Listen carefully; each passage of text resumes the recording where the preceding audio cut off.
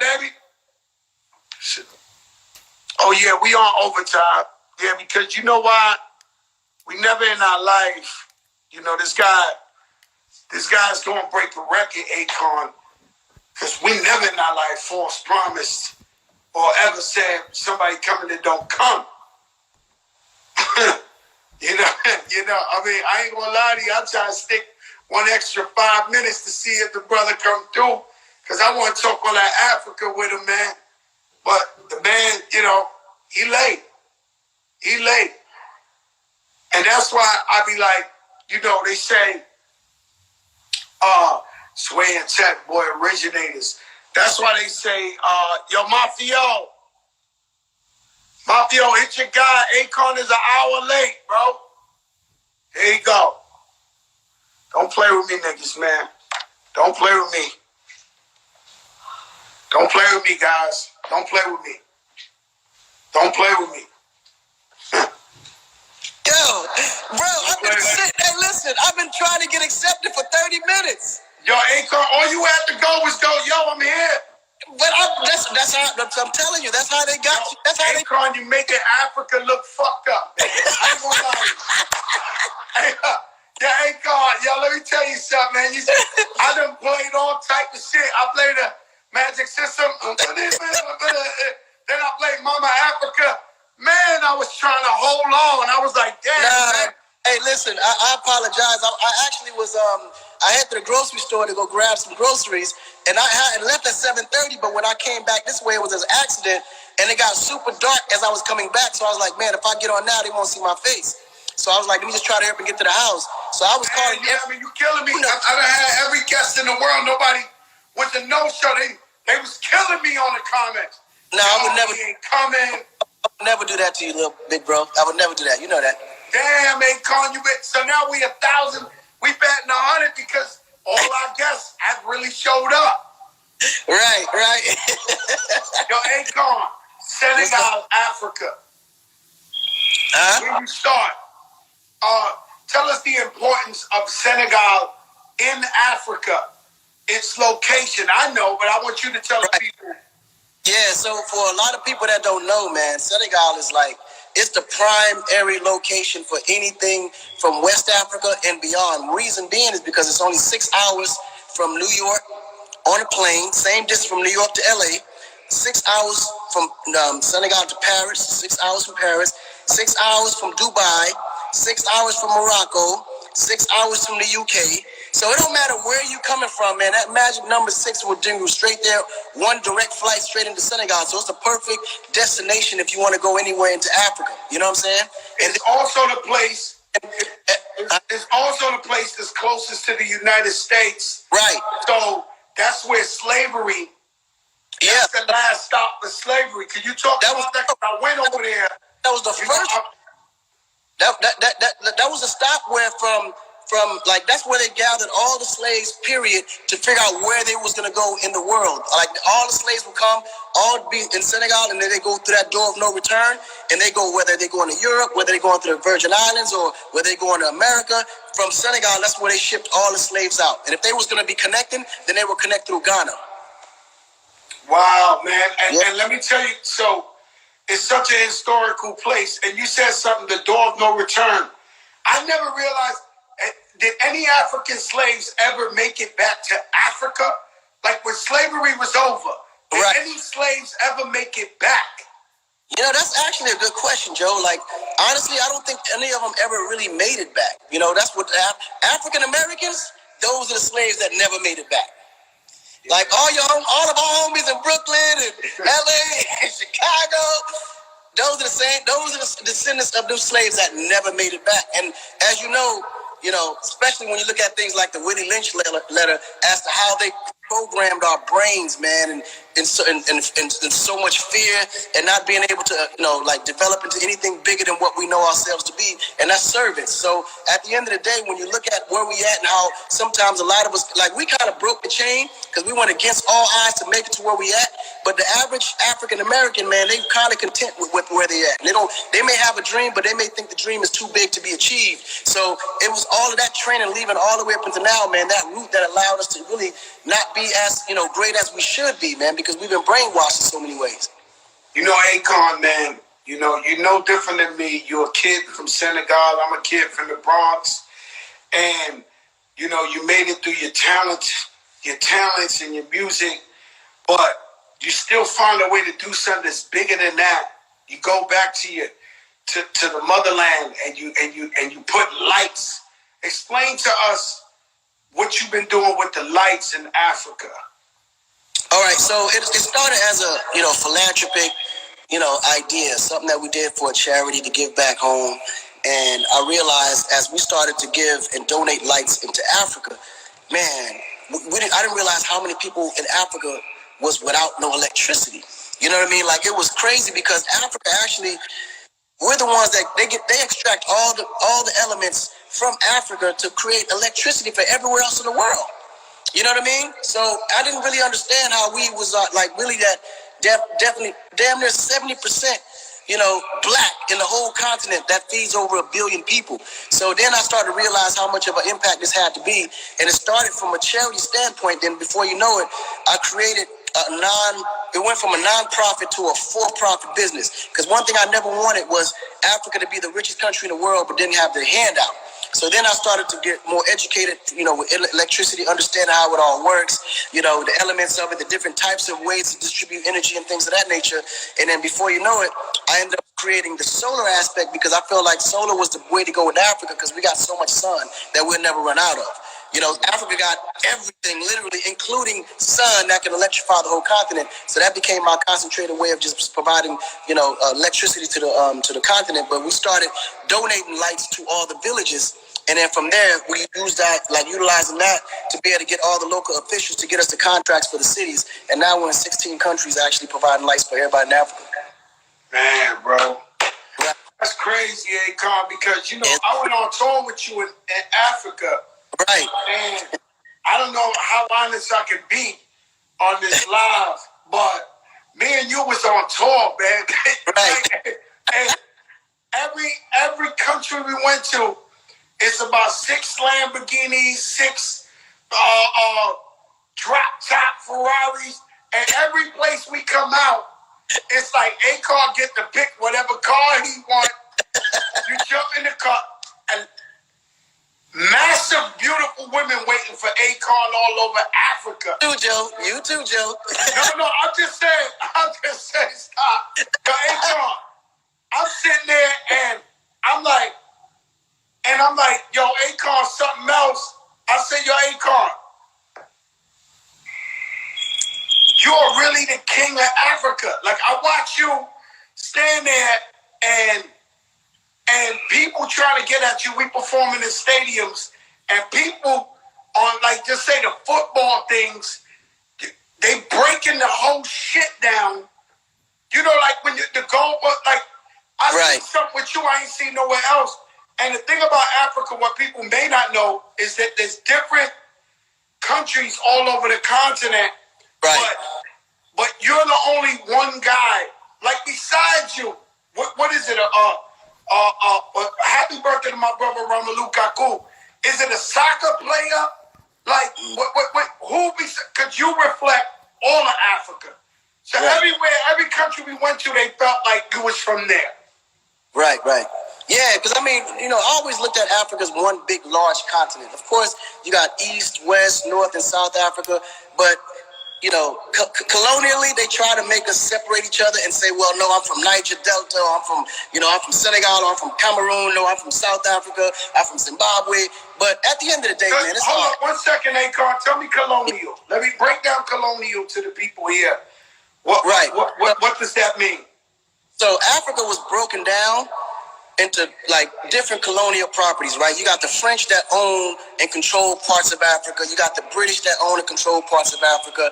You got the Italians that run, and then you got the Portuguese also that run and control certain parts of Africa, right?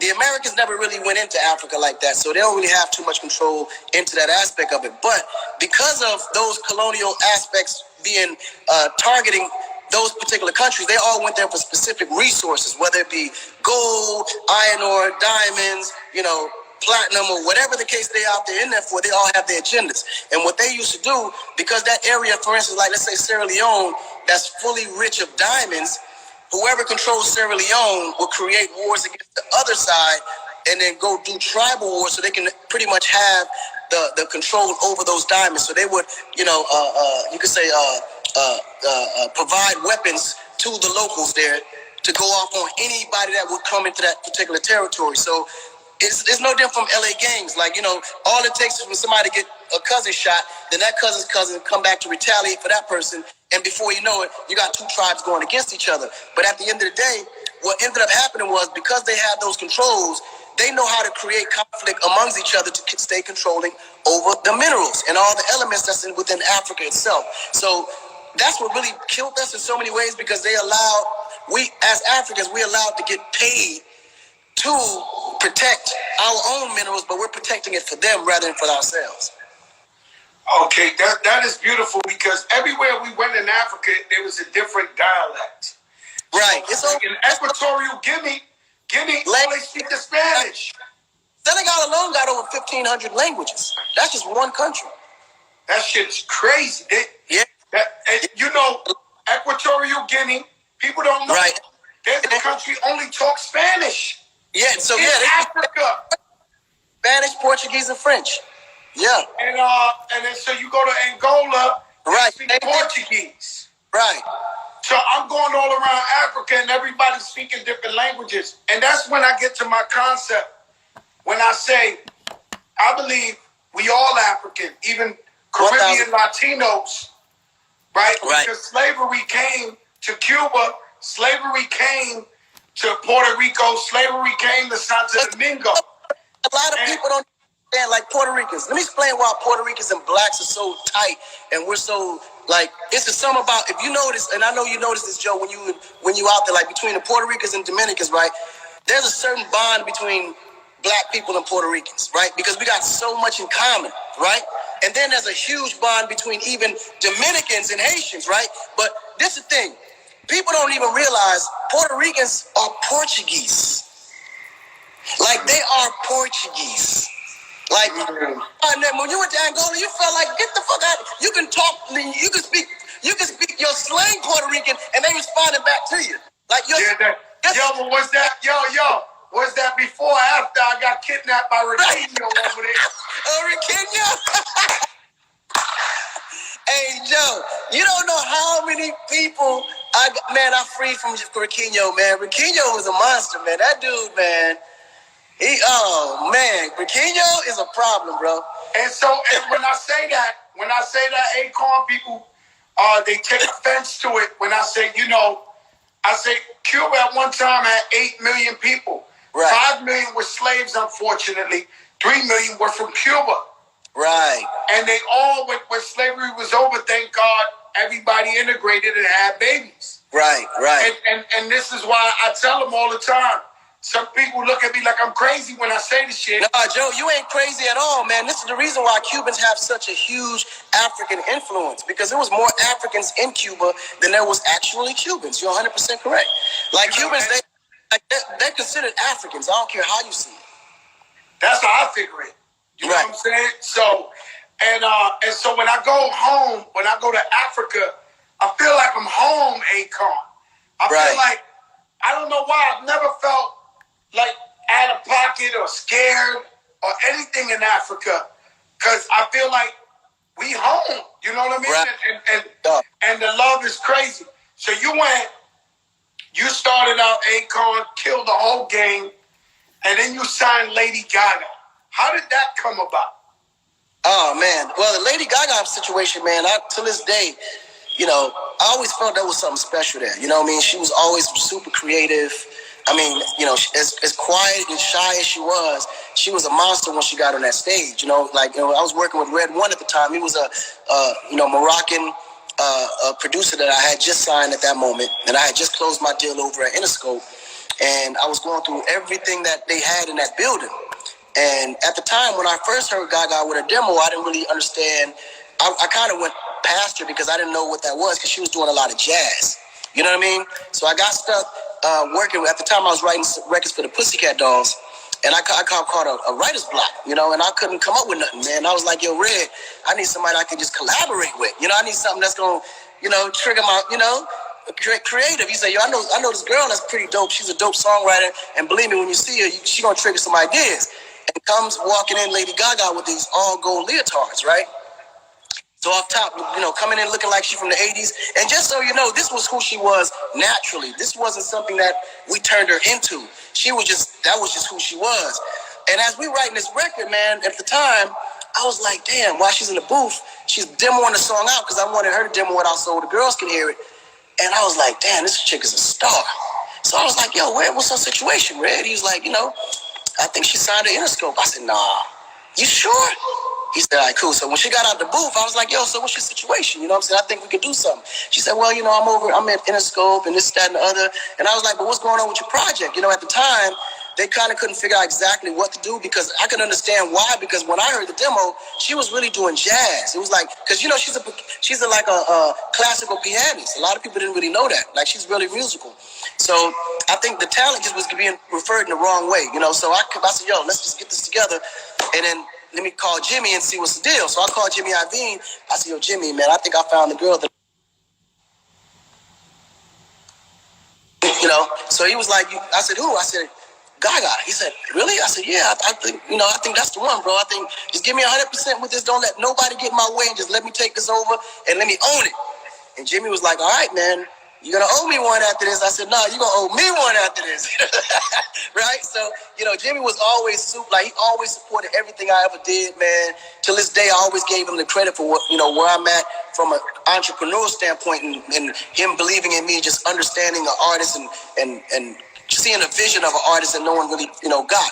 So he kind of fought with me, you know what I mean? And before you know it, but the only thing was letting that record go because the record that she was recording that was supposed to be for the Pussycat Dolls was Just Dance. So now I had to have a conversation with Jimmy, like, yo, Jimmy, I need this for her. You know what I mean? He's like, God, don't do this to me. We need this record on these girls. And I'm like, I know, man, but the girls, Pussycat Dolls is already big. This is the kind of record that makes another superstar. And again, Jimmy. You know what's crazy is that's what happened to me when Irv and Ja did What's Love for Me. Right. Shantae wasn't out yet, and she did the reference. But she sounds so beautiful on What's Love. Right. It was like, yo, we want J-Lo. She's doing that so J-Lo can sing it. Right. And I was like, yo, but this girl sounds fire. And they was like, yeah, but that's just the girl that be in the studio. I'm like, nah, B. Right. This is crazy. And shit went number one in America. You know what I'm saying? And it was like, because it felt natural. Because people don't realize, man, sometimes it ain't who's singing it. It's how the song is being sung. Like, prime example, like, I always go back to these references, man. I remember back in the early house music records, like, I got the power. You never knew who that was singing on that song. You never knew. You find out later that it was an overweight woman with just a beautiful voice, but she didn't have the look. So they always put these little models in there singing her parts, but you never really know. You know what I'm saying? And it brought me back to Kelly Price. I remember when Kelly Price first came out, and she had the most beautiful voice, sounded like an angel, but everybody at the label was afraid that she didn't have the look because she was overweight. You know what I mean? So they pushed the record out, but by the time they revealed who she was, it was a year later, and it was too late because you already fell into her. Yeah, they were doing that shit with Tina Marie with Rick James. She was white, and she was killing that shit, and they wouldn't shoot videos. They wouldn't let nobody know she was white. Her shit was going gold and all that, till they realized, oh shit, it's a white woman singing black as fuck, bro. Like, you know what I mean? And that's how Tina Marie blew up. They used to play that type of shit back in the days. This is so crazy. I got to tell you the story because we on this, right? So I remember when I brought T-Pain over to SRC with Gob and Steve Rifkin. I was like, yo, I'm telling you, this nigga gonna be the next shit. Y'all gotta, listen, ride with me. Man, they laughed me out that building because they said he was ugly and he wasn't, he don't have the look. And I'm like, man, just forget about the look for a minute. Just listen to these songs. And Gabi, right? Gabi. I know, they was cutting them up. They probably broke T-Pain's heart. They was killing them. Take the top hat, the fuck out of here. Gotti was probably destroying them. But you know what, though? The best thing that ever happened, though, is when that record hit number one, boy. I'm telling you, when I tell you that whole building they was just throwing up. Because I was like, T-Pain, he had a bunch of number ones. I remember one time, so you know how you go to the Grammys and then you do the radio interviews. They got like 20, 30 stations together, like in one thing. Right. And I remember I was standing behind T-Pain, and the announcer was like, well, the man with 13 number ones in a row looking to break the Beatles. I was like, what the fuck? I'm saying, I go next. I'm like, shit. Right, man. I'm telling you, Payne was a genius, man. That boy, man, he got something. He's a special. That boy's special, man. And he's like one of them. I kind of always felt and knew that, though, man. But I just always felt that it's just a matter of time before he got his just due. Because even when we came out with the whole auto tune and it became this whole big movement for the whole music industry, now, as you know, it's a standard. He always was a great singer. You know what I mean? I'm actually the one that actually made him start singing because he came to me as a rapper.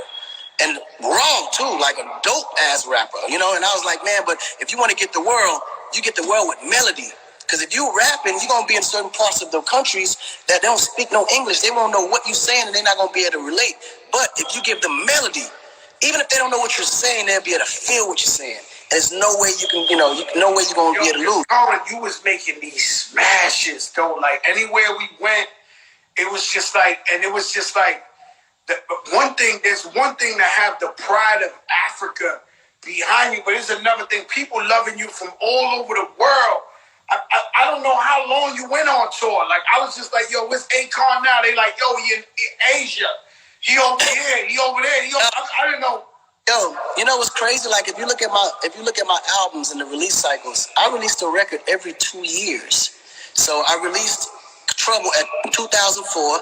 Then released Convicted 2006, and then released Freedom 2008. So the reason why it took me 2 years to come back around and release a record, because once the record will be released, I would be on the road, and by the time I covered the whole globe, it'd be 2 years and came by, and then I'm recording and sending out the next record. You know what I mean? So people don't really there, man. I was there. Only released 3 albums. That's it. I haven't released another 3 albums. But how many singles you had off of 3 albums? Because you had 20 singles or something. What? If I have to count singles, I probably released physically off my records, probably about 80 singles. All the other ones was me producing and featuring on other people's records. Oh. And that's what kept me. That's why people didn't miss me when I was gone, because when my album cycle was over, I was, producing and writing for other people and featuring on those records. So the features just felt like my records. You know what I'm saying? Yeah, man. Yo, right. This is crazy. Yo, Con, I want to tell you about the infamous you owning your own gas station in your house. That was when I first... energy business. I understood the power of energy at that time. So I said, man, listen, I'm not going to the gas station ever again. I'm going to build my own gas station right now in my garage. Because, man, when I realized how much they was actually paying for gas and how much they was actually buying it for, I was like, oh, man, I called Chevron real quick. Listen, I need my own station at the house. So everybody used to come to my house just to fill up. So let me ask you, your Akon, they built a gas station, Chevron, in your house? Yeah, they actually built a gas station in my house. So that's possible? I had 32 cars at that time. And then I was a huge celebrity at the time, so every time I would stop to go get gas, it's almost like it was a headache, man. I'd be there for a whole hour and a half taking pictures and signing autographs. I got the sneaker in the back, the 45 Jordan, Baron, and I've been watching this Last Dance, and when you're watching the life of Michael Jordan, the GOAT, you realize how hard it is just to stay sane when you're that famous. Right. Like the man would go to practice and there's 100 cameras and then stuff he got to do. And by the time he go to the hotel, there's hundreds of people out there. He go in the hotel, a couple of hours, come out, hundreds of and I know when I see guys when I see guys like Michael Jackson or see guys like Kanye, and just this immense pressure to where people can't even go outside and be themselves. And I felt that with you when I was in Africa. I was like, yo, how the hell this guy do it? But you adapt. You walk the streets. Oh yeah. So I'm like, how do these people? That's overwhelming, man. That type of popularity. And I know, in the beginning, it was super overwhelming, but it was fun for me because I know where I came from and I know the situations and the environment that I was in before that. So everybody that came and supported, it was that. Like I really appreciated it from a different place. So I never really understood how entertainers or influencers or celebrities cannot take pictures with their audience or not take 2 minutes. Shout out my brother Afro B. He's on the check-in. That's that new Africa. Afro B. Yeah, that's Afro my B on the check-in, boy. And name some other African artists that you're looking at now and you appreciate what they doing for the game.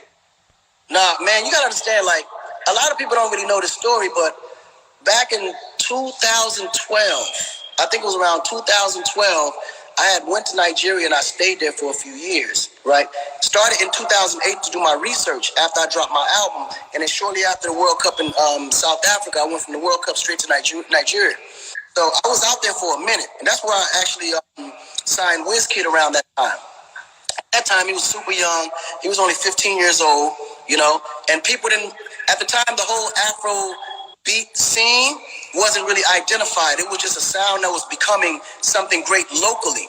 And then it started to become more Afro pop when they started engaging in the production side of it. Like, we're trying to create more melody and sense in the music, because Fela is like the true Afro beat. And that's just real traditional, real acoustic drums, and like everything is raw and real, right? Whereas on the Afro pop side, it's more like the hip hop R&B with that influence of Afro beat. You follow what I'm saying? So as that started to come on, I remember Davido being in Atlanta, and Davido at the time lived in Atlanta because he was going to school there. So he couldn't really get his shit going off as much, but he came back to Nigeria, and within a year, he took off. Started moving. So from that moment, I started to realize, man, this has got to be the next movement for the world because it's so big, and it's only 2 or 3 people that can actually do it. You know what I'm saying? I knew that my whole life. As I was going to Africa, I knew that was going to cross over and be huge in America. 100%. It had to. And it's something about the African music, even if you don't even know what they saying, bro. You just in there and them drums are snapping, and you like. And the Brazilian music, tonight, and they playing that shit, that's African drums, bro. What? The dembo and all that shit. So I'm up in there, and I'm like, and then blendelo, blend. I'm like, yo, I heard this shit in Africa. Yeah, I'm like, different language. Right, in different languages, bro. So it took a few years to get it on this side, but the UK kind of caught it first. You know what I'm saying? So that's when I just started, signing the fluid in, man. And I mean, all the way from P Square to, everybody. So, but I felt like it was my responsibility to try to help cross it over. But they understood the culture. P Square was probably the biggest ones coming after you, right? Huh? P Square was like the biggest ones coming after you.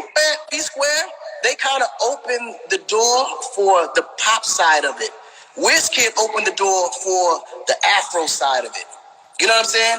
And what I admired the most about Davido is that around that time, Davido was kind of working his way up because Wizkid was the one that everybody was rocking with.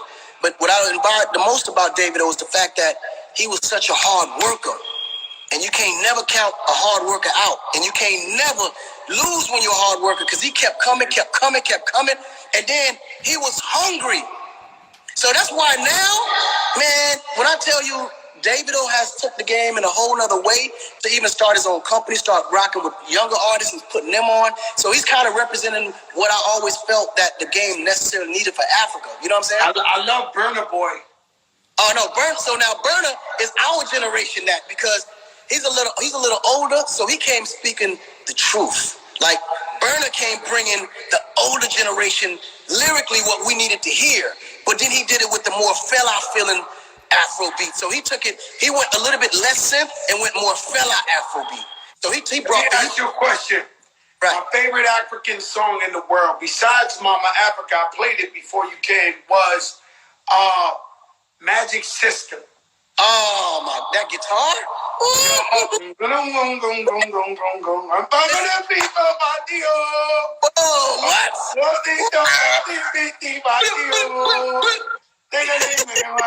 Yo, that's my shit. People thought I was crazy. But I think what's happening now is going to make people start exploring more about African music. You know what I mean? Because Magic System, when I tell you, man, that record in Europe, when them guitars come on, forget about it. It's not even. At the time when I was going to Africa so much, when I got back here, I would get in my car, and the first record played was the Premier Ghoul, the Magic System Premier Ghoul. I would come back. I met them one time. I did like a couple of shows with them in Africa, and they couldn't believe Fat Joe knew the songs that I like. Oh my God, yo, Magic System, baby. Right. I'm rocking with them. You know, Africa. Listen, bro. And not to call out nobody, but there's a lot of. You know, that's where Afro be from, right? They all over there from. You know, they all from the same area over there. I know, man. We rock together. My thing is Afrobeat. My thing is, there's a lot of guys I ask rappers, and they like, you know, they never been to Africa, and I'm just like, well, why you never been to Africa? And then they be like, nah, you know, Joe, you been to Africa? I said 100 times. Like, what the fuck is going on? Like, what the fuck? And then there be some rappers that preach that Africa, going back to Africa. I never been to this shit. It's that fear, man. When I tell you, they did a number on African Americans in America, bro. They brainwashed them so much to the point when you even say the word Africa, they just start shaking. It's just fear, and no one knows where the fear comes from. But it goes all the way back down to the slavery and them beating them to the point of fearing, never wanting to go back there. You know what I mean? It transforms back into the gene. That's why that first trip, man, you so scared, you so nervous, you don't know what to expect. You're like, man, I don't know, man. Con, if you ain't going, man, I'm not going. And I'm like, bro, just get on the plane and go. You don't even understand all the rights that you're fighting for here. You don't ever have to worry about fighting for that over there. All the equality that you're wanting and that you yearn for so much, and all that racism that you're fighting constantly, that you're always trying to prove that you can do it, and the white man holding me down, all those things you don't ever have to worry about when you're back home, because that's your land. The table is turned when you're back over there. They're trying to figure out how they can get a piece. Let me tell you something. I tell people all the time, the greatest athlete, one of the greatest human beings ever is Muhammad Ali. Right. And, you know, that's my idol when it comes to boxing and all that. But when you see the movie and you see Ali Boumbaye, right? That love. They done did a Joe Boumbaye in Africa. Like, Joe Boumbaye. I'm walking down the street. I'm telling them, yo, y'all don't know how much the people of Africa love the African American athletes and artists and stuff like that, because they love them. They're symbolic. They're symbolic of they made it. And you know what's even crazy? They look at African Americans like you guys are the ones that made it. That's just crazy. But they have no idea what niggas is doing, or they have no idea what niggas are suffering over here. They have no idea what people are going through over here, because America has found they're the best when it comes to manipulating the media. They know they're the best branding country in the world. If you leave the country, and Joe, you know, if you leave America, bro, the way America has painted itself, home of the free, land of the brave, land of opportunity, you really believe it, because the way they don't show the dirty parts of America. They don't show the parts where niggas getting killed every other hour. They don't show the hood. They don't show none of that. They show you the high rises. They show you the Mercedes Benzes and the Ford trucks and the SUVs that America makes. They show you the stuff that makes you want to go to America. And that's what I be saying about Africa. Y'all gotta stop exposing the areas that's challenged. Expose the areas that people gonna want to come and enjoy, the parts that people want to come and experience. First time I went to Africa. You know what I'm saying? There's so much of it. Let me tell you something. First time I went to Africa, I went to Angola, and I went with Ja Rule. And I dead ass was asking Ja Rule on the plane, yo, is giraffes gonna look in our window? Is there a lion coming down the street? I didn't fucking know. And when I went there, it was skyscrapers. It was, we had the time of our life. Yeah, we had the time of our life, man. Every time we go, we had the time of our life. Right. Akon, thanks for showing up, brother. Nah, you almost... Bro, listen, can I tell you something? I was speeding trying to get home so I could just be in the light. Because I did not want to disrespect your show by speaking in the car and it's completely dark. Nobody can see my face, man. Yo, listen, my brother, I love you, man. Stay safe. Nah, you got it. Africa love you. We all love you, my brother. Thank you so much, Akon. Absolutely. Beautiful, my brother. All right, peace. Number love. Has arrived. Tomorrow night, I know we went super overtime. Shout out Eric B, Eve. Everybody saying crazy.